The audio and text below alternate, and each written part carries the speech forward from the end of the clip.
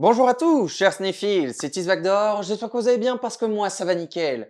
Au menu, le tout dernier projet de Christopher Nolan. Aujourd'hui, c'est l'Odyssée. Nul ne peut se dresser entre moi et ma patrie. Pas même les dieux.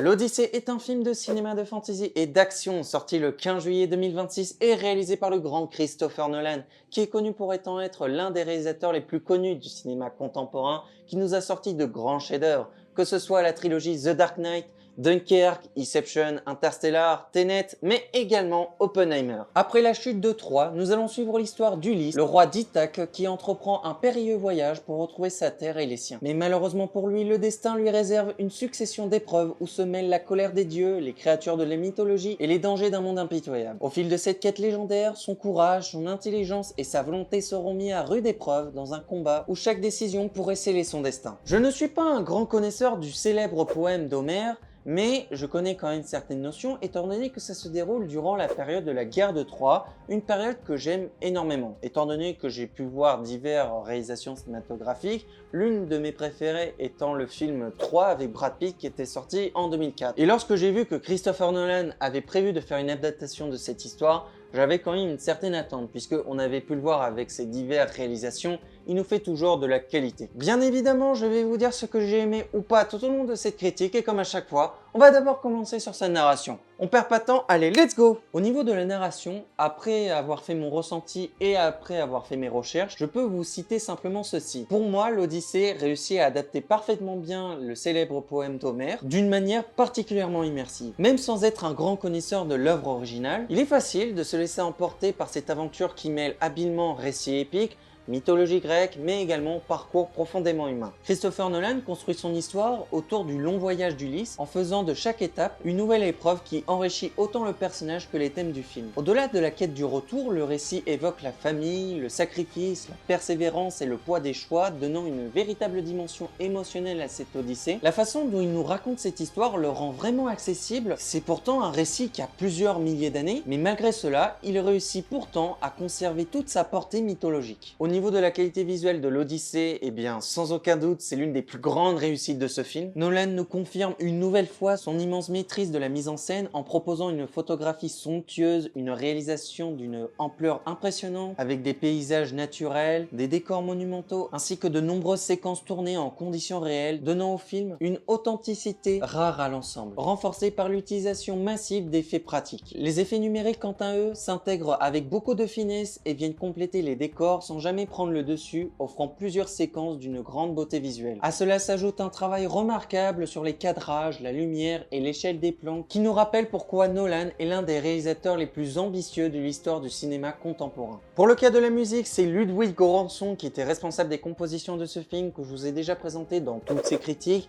mais qui est également connu pour avoir réalisé par exemple Black Panther 1, les deux premiers Creed, Tenet, Oppenheimer, Venom, mais également la série The Mandalorian. Sa composition accompagne parfaitement cette aventure épique. En effet, il parvient à trouver un équilibre entre puissance, émotion et mystère, en créant des thèmes qui épousent aussi bien l'immensité du voyage que les moments les plus intimes du récit. Sa musique renforce constamment les émotions traversées par les personnages, qu'il s'agisse de l'espoir, de la peur, du doute ou de la détermination. Comme souvent dans ses collaborations avec de grands réalisateurs, Göransson ne se contente pas d'illustrer les images. En effet, il participe pleinement à la narration et donne une ampleur supplémentaire aux séquences, faisant de la bande originale un véritable pilier de l'expérience. Du côté des personnages, eh bien l'Odyssée a la chance de bénéficier d'une galerie particulièrement riche. Alors certes, il y a de nombreuses figures issues de la mythologie grecque qui viennent nourrir le récit, mais c'est avant tout Ulysse qui porte le film grâce à une évolution aussi crédible que touchante. Son parcours est renforcé par les personnages de Pénélope et de Télémaque qui apportent une dimension familiale essentielle et donnant encore plus de sens à son long périple. Je tiens tout de même à faire une mention particulière au personnage incarné par Robert Pattinson, dont la présence installe progressivement une tension de plus en plus palpable au fil de l'histoire. Mais concrètement, l'ensemble du casting contribue à donner vie à cette fresque mythologique où chaque personnage trouve naturellement sa place et participe à la richesse du récit. Un casting de 4,5 étoiles sur 5 quand même, alors je tiens à le préciser, il y a tellement d'acteurs que je pourrais pas tous vous les présenter, mais je vous invite à cliquer sur un lien qui sera dans la description puisque je vous mettrai à peu près l'ensemble des acteurs qui ont joué dans ce film.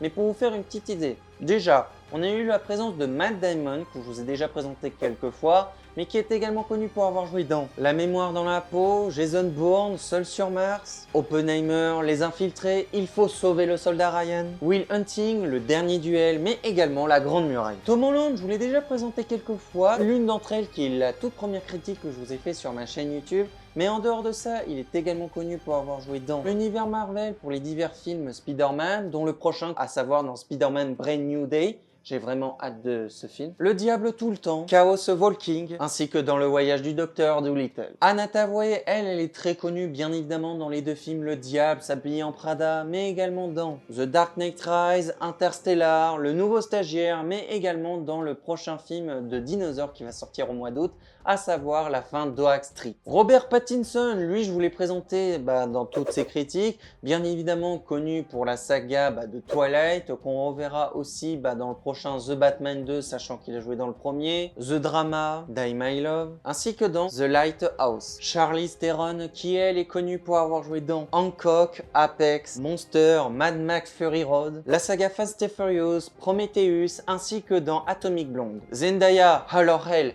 j'arrête pas de vous la présenter sur cette chaîne, je vous l'ai déjà présentée dans toutes ses critiques, sachant qu'on la reverra prochainement et bien aussi dans le prochain Spider-Man, mais aussi dans le 3e Dune. En dehors de ça, elle a aussi joué dans The Drama, Challenger, Euphoria, ainsi que dans The Greatest Showman. John Berthold, alors lui il est connu pour avoir joué dans The Walking Dead, The Punisher, Baby Driver, The Bear, Daredevil Baron Again, Infiltré, Amateur, Sicario, Le Loup de Wall Street, mais on le reverra aussi prochainement dans Spider-Man Brand New Day. Pour conclure, pour moi ce film est une très grande réussite. Alors certes, ce n'est pour moi pas le meilleur film que Christopher Nolan a pu faire, mais pour moi c'est de loin l'un des plus immersifs, que ce soit au niveau de sa narration, de sa qualité visuelle et sonore, mais également avec un travail d'acteur vraiment très impressionnant et qui nous laisse vraiment pas indifférents. Franchement, dans l'ensemble, c'est une vraie réussite. On passe un excellent moment du début jusqu'à la fin, et même si le film dure 3 heures environ, pour moi, j'ai pas vu le temps passer. Du début jusqu'à la fin, j'étais vraiment comme ça sur l'écran à vraiment être intéressé par le récit que je regardais. Et franchement, non seulement ça m'a permis de passer un excellent moment, mais ça m'a permis aussi d'avoir une vision sur le poème d'Homère. Comme je vous le rappelle, je n'avais pas beaucoup de connaissances autour de ça.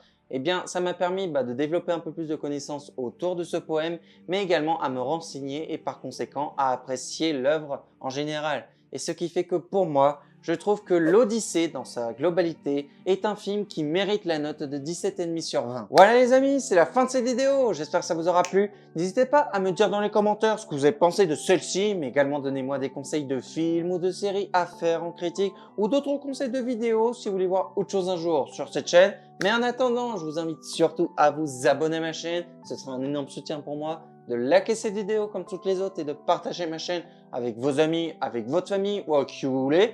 Et on se retrouvera très vite pour une prochaine vidéo critique, réaction ou jeux vidéo. Et sur ce, je vous dis à la prochaine et salut. Bye.